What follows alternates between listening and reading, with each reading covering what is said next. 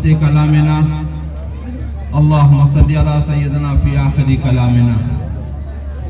ربي اشرح لي صدري ويسر لي أمري واحلل عقدة من لساني يفقهوا قولي رضيت بالله ربا وبالإسلام دينا وبمحمد النبي صلى الله عليه وسلم الحمد لله وحده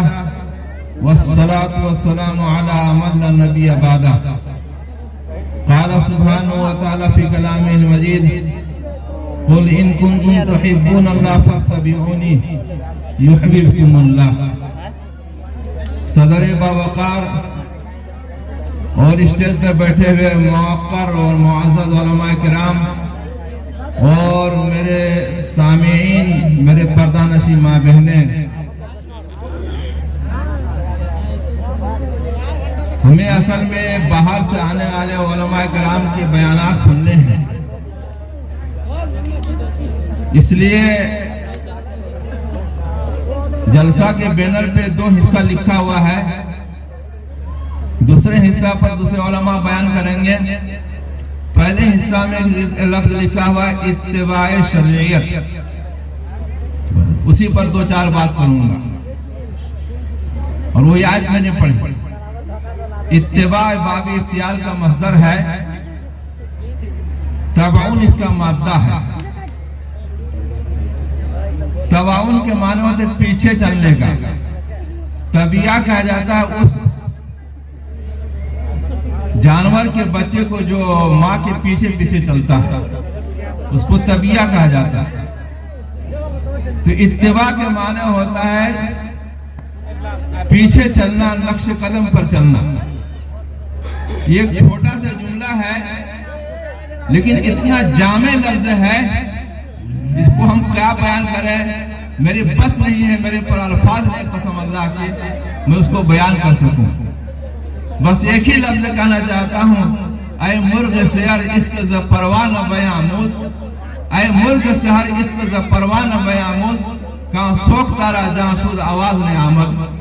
کہ اگر اتباع کرنا چاہتے ہو تو بس مر مٹو نبی کے سنت پر اپنے جان نچھاور کر دو نبی کے کہتے ہیں شخصیت پر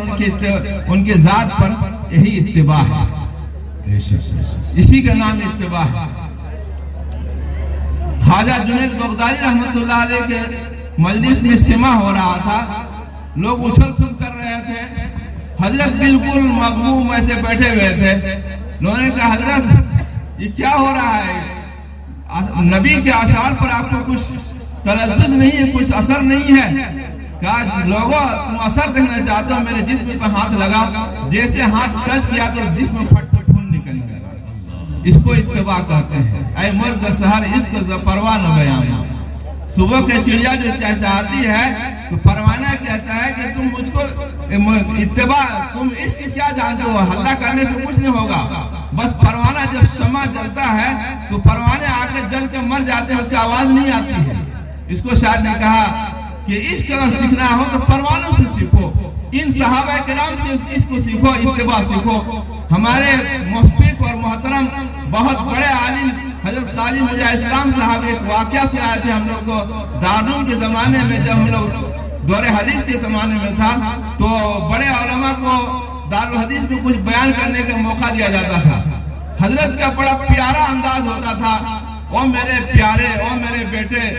اور لوگوں یہ الفاظ ان کا تھا تو حضرت نے صحابہ سے طلبہ سے کہا کہ بیٹے اس جملہ کا ترجمہ کرو صحابہ کے بارے میں ہم اقلہم تکلف بیٹے اس کا ترجمہ کرو ہم لوگوں نے ترجمہ کیا صحابہ تکلف کے اعتبار سے بہت کم تھے حضرت نے فرمایا نہ بیٹے صحابہ کے شان میں یہ ترجمہ صحیح نہیں ہے حضرت نے فرمایا نہ بیٹے صحابہ کے شان میں یہ ترجمہ صحیح نہیں ہے یہ ترجمہ کرو ان میں تکلف تھی ہی نہیں جی حضرت نے فرمایا تھا ان میں تکلف تھی ہی نہیں میرے پیارے میرے بزرگوں دوستوں علماء کرام یقینی بات ہے اتباع شریعت جو ہے یہ معمولی چیز نہیں ہے خدا قسم سے وہ اتباع شریعت کا اگر کہتے ابن وعدہ اوڑھ لیں تو اللہ تبارک و تعالیٰ کی طرف سے آپ کو ایک روب عطا فرمائے گا لگا جس کی وجہ سے دشمن بھی کانپنے لگیں گے. جی یہ اتباع شریعت ہے کہ جب اتباع شریعت کر لے تو دنیا ڈرنے لگتی ہے. صحابہ کرام وہ جو اتباع شریعت کیے, جو حضور پاک صلی اللہ علیہ وسلم نے نقش قدم پر چلے, اللہ نے وہ عطا فرمایا کہ ایک کہتے ہیں آپ کا ایک جاسوس جو آیا تھا صحابہ کے حالات کو معلوم کرنے کے لیے, ہرقل بادشاہ نے بھیجا تھا کہ ذرا پتہ لگا تو ان بوریا نشینوں میں, ان قلندروں میں کون سی خوبی ہے کہ ابھی مدینہ سے باہر نکلا نہیں, میرا دل کانپ رہا ہے, ذرا کون سی چیز ہے وہ کون سی چیز ہے ذرا پتہ لگا. تو یہ جاسوس آ کر پتہ لگایا, تو آ کر کے دیکھا کہ رات کو اللہ سے گڑ گڑا کر کے رو رہے ہیں اور دین کو تلوار لے کر کے پھر دشمن کے مقابلہ میں نکل رہے ہیں. تو اس نے ہی کہا ہم باللیل رہبان و بالنہار فرسان, ہم باللیل رہبان, وہ رات کو راہب ہو جاتے ہیں, اللہ سے مانگنے والے ہوتے ہیں اور دین کو سوار ہو جاتے ہیں. میرے بزرگ و دوستو, صحابہ میں یہی خوبی تھی کہ وہ حضرات اللہ تبارک و تعالیٰ سے مانگنے والے ہو جاتے تھے اور نبی کریم صلی اللہ علیہ وسلم کی اتباع کرنے والے ہوتے تھے, جس کی وجہ سے اس اتباع شریعت کی وجہ سے جنگل نے اس کو لیے خالی کر دیا اور دریا کیا کہ دجلہ کے دریا نے جو آپ کا پیارا گم ہو گیا تھا, اس اتباع شریعت کی وجہ سے وہ پیارا اوپر پھینک دیا, جس کو کیا کہ علامہ اقبال نے کہا دشت تو دشت دریا بھی نہ چھوڑے ہم نے, باہر ظلمات کے گھوڑے پہرا دیے ہم نے. ان صحابہ کرام کے اتباع وہی ہمارا آئیڈیل ہے, ہمارا یہی پیشوا ہے. میرے بزرگ و دوستو, صرف اتباع شریعت سے کام نہیں چلے گا, اس کے جامہ پہن لیا جائے اور ہم کہتے ہیں کہ اس کو اتباع کر لیں تو اللہ کی طرف سے ہمیں ایک روب عطا فرمائے گا اور پھر دنیا کانپنے لگے گی اور پھر کہتے ہیں ہم کامیاب ہو جائیں گے. اس لیے اس کا اتباع کہتے ہیں, اس لفظ کو ہم جامع کہتے ہیں, عملی جامہ پہنائیں گے اور اس کے جو مفہوم ہے اس کو پورے طور پر عمل کریں. اللہ تبارک و تعالی ہمیں تو عمل کرنے توفیق عطا فرمائے. وما توفیق الا باللہ.